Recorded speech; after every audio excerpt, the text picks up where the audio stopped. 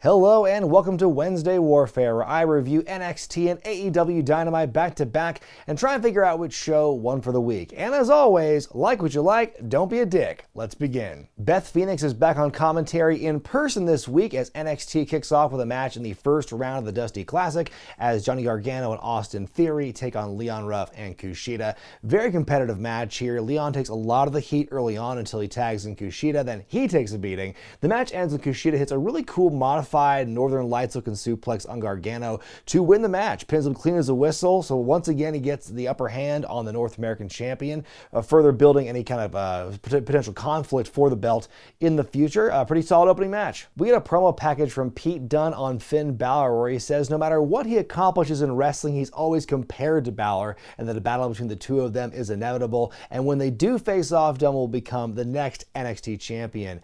Elsewhere outside William Regal's office, we see Malcolm Bivens presumably waiting to meet with Tyler Rust, but then Rust himself comes out of Regal's office. He's made a match for himself against Bronson Reed, and Malcolm is not too pleased with that development. Karrion Kross in singles action against Ashante the Adonis. It's a squiggity squash match, a couple big slams, and Kross wins with a big forearm to the back of the neck, and then afterward he puts Desmond Troy, Ashante's partner, in the Kross jacket after the bell, and yeah, I don't know what happened, because I remember a couple months ago Ashante the Adonis got this big, really brief push in the Cruiserweight division, and then he was totally gone, and now he's part of the Dusty Classic at least, but it feels like it was a big drop off from what we were originally seeing. We get a high package for MSK and what they're all about after their impressive debut last week, and speaking of the Dusty Classic, we go to the Women's Dusty Classic, and we hear a promo from Mercedes Martinez and Toni Storm on their opponents, Kacy Catanzaro and Kayden Carter. They say, they don't need friendship to win, they're two tough ladies looking to win the Dusty Cup, and then they tell Catanzaro and Carter to enjoy their first round loss. More Dusty Classic action as Imperium takes on the Lucha House Party. One of my favorite parts of the match is early on when Lindsay goes for a dive and he's caught midair on the outside, and you see him briefly, desperately reaching out to the announce table before he's slammed into the apron. It's a pretty fun match, actually. Some really sweet double team moves between both teams in this thing. In the end, Lindsay hits the shooting star press on Bartel to win, and they advance to take on Legado del Fantasma in the next round, and that alone's a great story. Then after the match, as Imperium is selling, we see Alexander Wolf, another member of Imperium, just kind of stand on stage and stare them down, and the other two do the Imperium salute in response. What does that mean? We see footage of a weigh-in from earlier for the fight pit. Thatcher and Ciampa's weights are who gives a shit. In the end, Ciampa going for a handshake, but then Thatcher shoves him away. And then we go to our final Dusty Classic match of the night, but this time it's the first match in the women's tournament. Before we get that, though, we see William Regal and Beth Phoenix on stage with the trophy. They talk about all the steps, all the advancements in women's wrestling since NXT and the Performance Center. All these different women from the last 5 or 6 years are being called out, and it talks about how they're making history again. Interesting setup, because you see all the competitors in the tournament suddenly standing behind Phoenix and Regal, and instead of proper intros for this matchup here,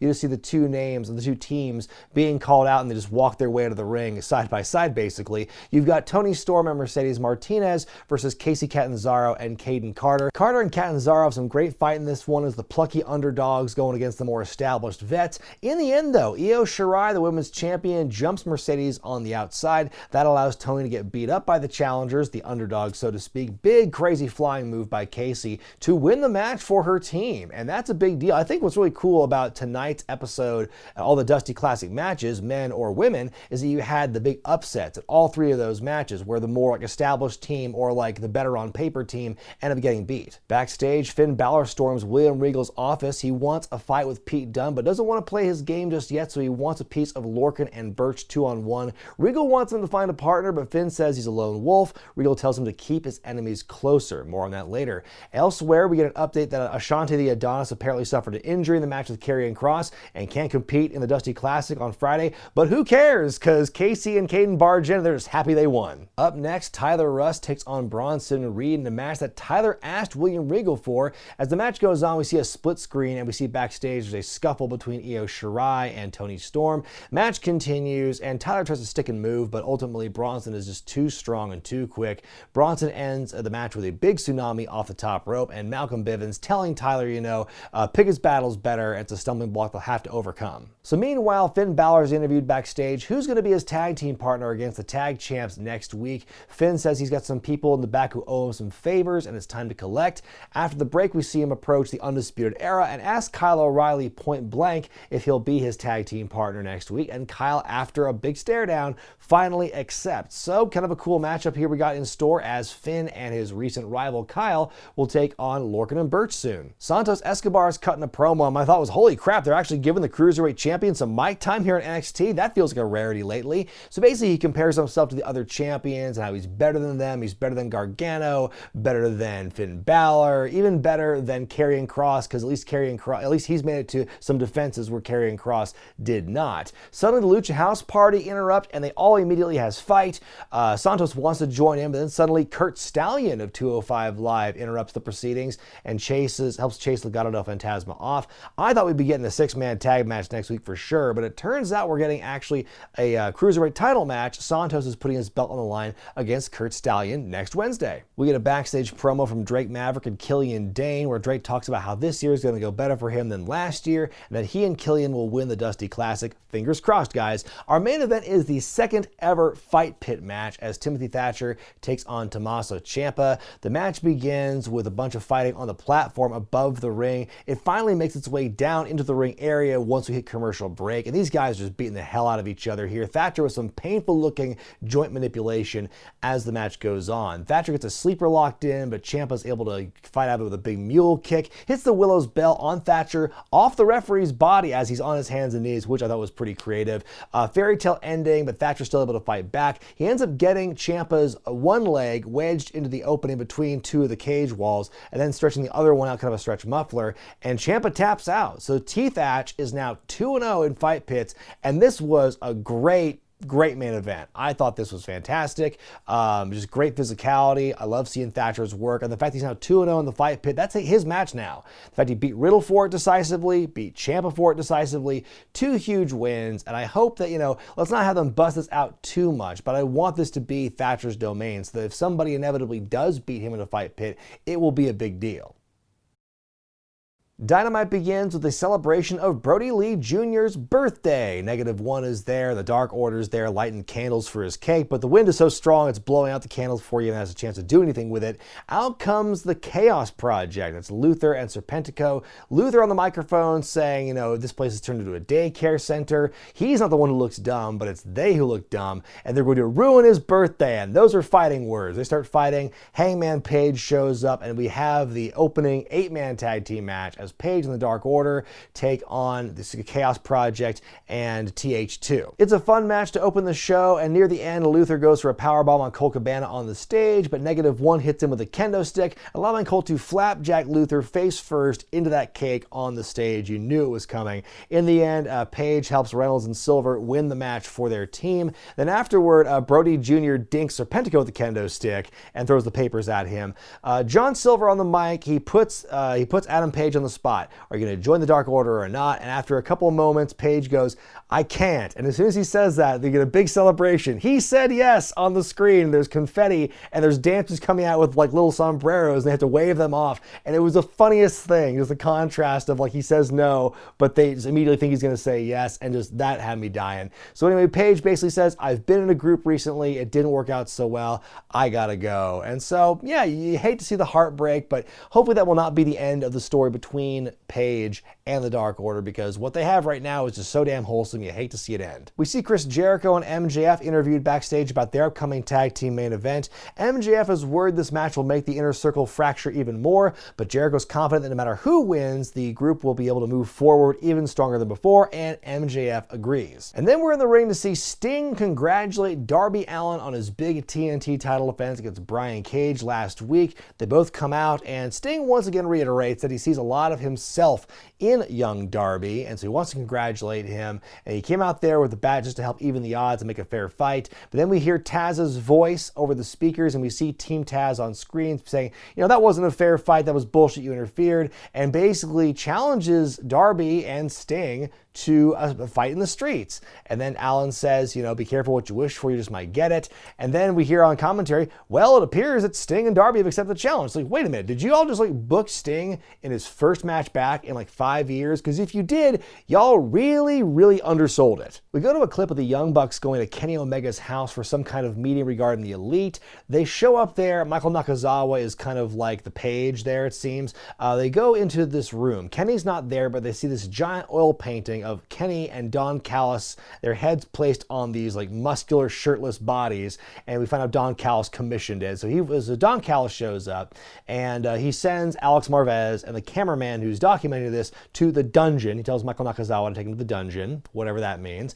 And so then we see this conversation with Callis and the Bucks, where Don basically offers them checks. He tries to bribe them and tries to pay them off to break off their friendship with Kenny Omega, because, you know, things have changed now. You know, he's changed his phone number. He just wants to move on and everything. And the Bucks take offense to this. They say that these checks are going to bounce anyway, knowing where they're from. And so they corner Callis and they presumably beat him up. We hear some muffled screaming from Callis as the camera goes black. And we'll see what happens more with this later on. But it does appear that this super group we were teased 2 weeks ago with Omega and the Bucks and the Good Brothers is apparently already out the window based on what we saw last week and this week. Cody Rhodes takes on Pretty Peter Avalon in Avalon's first match on Dynamite since losing the Librarian gimmick. Cody with the crossroads right away, but then suddenly Jade Cargill shows up and distracts Cody. That allows Peter to hit Dick Kick City and then start working over Cody for a while, which includes like a big superplex and stuff. And there's a point where they go for a leapfrog, but it looks kind of botched, but Cody starts selling the leg.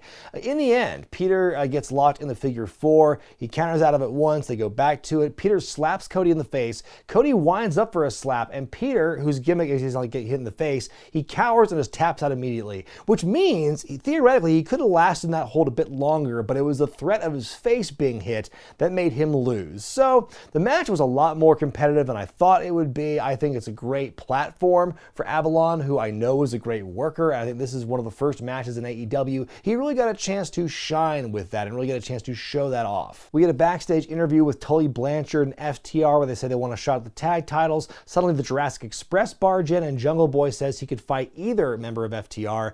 Dax wants to accept his challenge. The Luchasaurus says he's going to be at ringside to make sure that no chicanery happens from the other team. On we go to another match that's kind of similar to the last one we saw. In this case, Jon Moxley in his first match back since losing the AEW title in December against Nick COMOROTO, who is a trainee of the Nightmare Factory. Also, not a squash match at all. Like, COMOROTO's a big dude, so he's actually able to give Moxley a run for his money. Very competitive matchup here, and in the end, Moxley makes him tap out with the sleeper hold. Moxley on the mic afterwards saying, you know, he can hardly tell what's going on in AEW anymore with these Impact guys coming in. Kenny Omega's made things a lot more fun for him, he says. So bring who you want from Nashville or Mexico or whoever, because the business runs through Moxley. I will say, between the Cody Peter Avalon match and Moxley Nick COMOROTO, I do appreciate that they gave these, you know, lesser talents a big time to shine in 2 matches back to back. You know, they could have easily been squash matches, and I'm sure some people would say they should have been squash matches, but the fact you had these competitive matches with these kind of unknown guys, or at least in COMOROTO's case he's more unknown, I think it's great for everyone involved, honestly. Eddie Kingston interviewed backstage, asked how he's preparing for his match with Lance Archer next week. Kingston sounds kind of rattled at the prospect of facing Archer when suddenly Lance shows up. They have a big shouting match, and then once Archer leaves, Jake Roberts gets in Eddie's face and tells him, if you want to be a real man, you got to have this match one-on-one with no outside help from the friends. So we'll see how that goes next week. Kenny Omega arrives at the arena and sees that Don Callis' face is all bruised up. Callis accidentally lets it slip that Matt and Nick Jackson beat him up, and Kenny's livid over this. We go to our next match as Private Party and Matt Hardy take on Matt Sydal and Top Flight. And Private Party are now the #1 contenders for the Impact tag titles after appearing on Impact this week. I tell you, this partnership between Impact and AEW is getting very interesting. Darius goes for some kind of flippy move early on. It kind of like he spikes himself at one point. Besides that, though, I think there's some good back and forth here. Matt Hardy spending the least amount of time in this match out of anyone, but he does distract the referee, which allows Isaiah Cassidy to hit Dante Martin with the chair. He and Mark Quinn share kind of a knowing look. Turn to the dark side, perhaps. Shooting star press onto Mark Quinn for Private Party to win, and for Matt Hardy as well. Then Matt has his team attacking Sydal on Top Flight again. So it seems after last week where Private Party seemed to be really miffed at what Matt Hardy was taking from them as a manager, now they seem to be kind of embracing that dark side and turning heel. I didn't know what to expect with a heelish Private Party, but now I'm really curious to see under Matt Hardy's, you know, tutelage where they can go.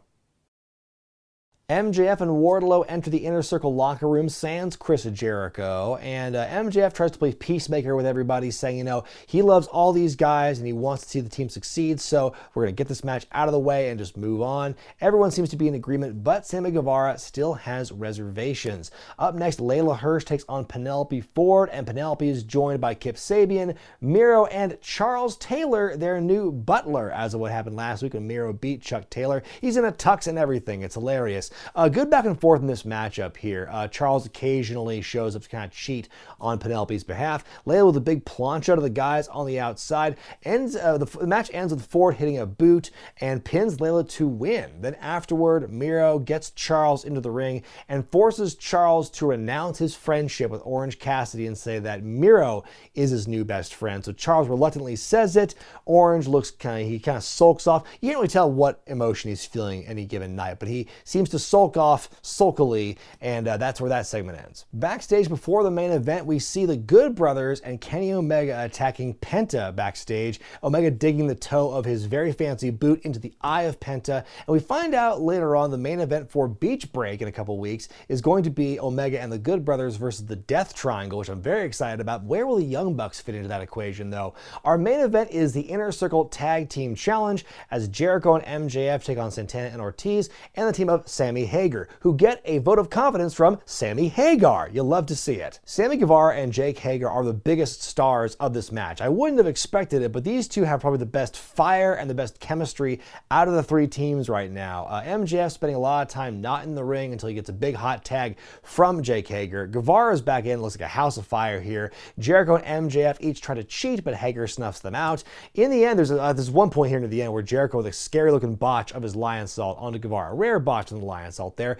MJF ends up pinning Sammy with a handful of tights just before TV time expires and they fade to black, so not a whole lot of time to really absorb what happened there. It was a great match, though. I thought these teams all played it pretty straight for most of the thing, and like I said, Sammy Hagar, I think that team is the one to watch of the three we saw in the Inner Circle. Time now for me to decide which show won for the week, NXT or AEW Dynamite. And folks, I'm pretty torn this week, so I'm going to give it a tie. I think both shows win for the week. I think both shows had an equal mix of good things happening and things that weren't deal breakers for me. There was nothing on either show that made me go, oh my god, that's amazing, that's the far and away winner, but also nothing that made me go, oh, well, that sucked, this is clearly the loser here. I think both shows had a lot of good storyline development and character work that I enjoyed, as well as a good number of quality matches and moments.